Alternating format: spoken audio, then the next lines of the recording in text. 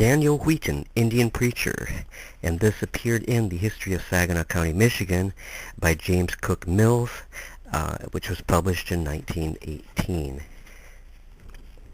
None of these white settlers, however, deserve more honorable mention in the history of Taymouth than the late Daniel Wheaton, a full-blooded Indian who spent a lifetime of Christian service among the people of his race.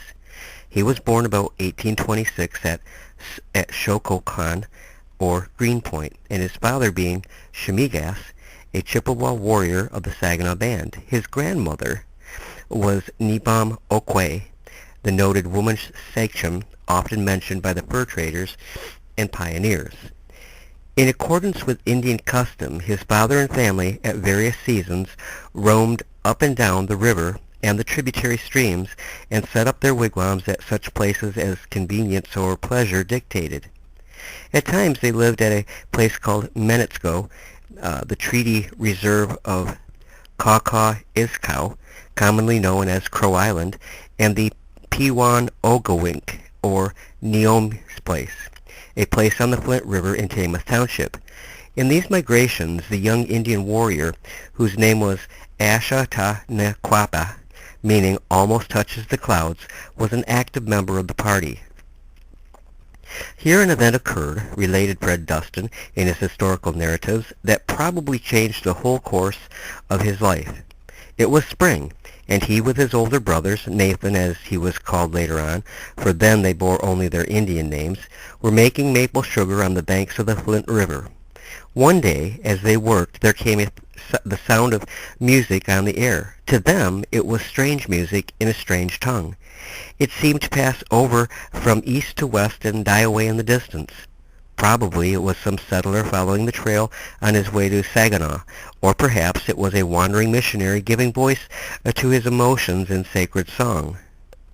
Be that as it may, it had a strong effect on the impressionable and highly religious nature of these two Indian boys. A year or two passed, and one of the band of Christian soldiers who ever accompanied the van of the movement west appeared at Pewanogawink, and induced a company of the Red Hunters to listen to his message, among them the sons of Shemigas. The preacher prayed and exhorted and sang and judged the surprise and feelings of the boys when from his lips arose a strange tune and strange words that had so mysteriously wafted to them on that spring day several years before. It was the hymn, "Oh, for a thousand tongues to sing," and from that day a new light came into their lives and a new rule of life. Later on, these three sons of Shemigas became three Methodist preachers. They were Nathan, Samuel, and Daniel, the latter the subject of this short sketch. Daniel was especially gifted, and at the salutation of ministers of the church, and aided by them, he entered Albion Seminary about 1850, remaining there about 2 years. He was then ordained a minister of the Methodist Episcopal Church, and from that time until old age removed him from active work. He preached to and taught his people in the better ways of living, in the ways of the living God. The little Indian church at Taymouth, which stood a little north and east of the present edifice, and close to the edge of the high bluff of the river, was probably one of the oldest houses of worship in Saginaw County. It was torn down or removed about 1882, and a new church erected just south of the Indian cemetery. This is an interesting historic spot with beautiful surroundings. The little burial place is well filled with graves, all Indian except one, the white wife of one of the forest warriors, and nearly all marked by white marble headstones. The place is fairly well kept, much better than the average country graveyard. For a few years before his death, which occurred on August 27, 1911, Mr. Wheaton felt the infirmities of age, and it was with great reluctance that he relinquished what to him was a great privilege, the preaching of the simple gospel to his people. Though in his 85th year the spirit of helpfulness was strong within him, but his physical being at length failed, and he was buried in the Indian cemetery beside the little church in which he had labored for so many years. The memory of Ashta Nikwabe, a valiant soldier of the cross, still lives and is an inspiration for good works.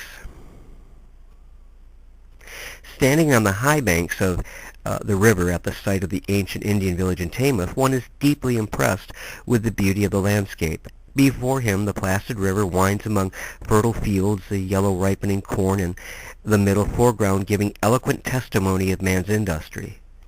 In wandering back to days when this was a primeval forest, he sees in imagination the clustering wigwams of the redskins, the dark-eyed maidens, papooses, and all that goes to make up primitive life, while the bark canoe gliding silently down the stream by agile and graceful movements of the savages lends a further touch of action to this picture. It is evident that the Indians of this locality were dwellers of the woods, a fact which leads to the observation that their habitations were of a perishable nature, easily consumed by fire and quickly falling into decay by action of the weather. Their summer camps were usually located on the higher lands, along ridges and river bluffs, where the pines grew and the woods were free from the tangle of underbrush. In winter they chose the thick sheltering forest by the streams as locations for their wigwams and in the lee of the very ridges that were their summer homes. The implements, however, of domestic use, the weapons of warfare and the chase were of enduring stone.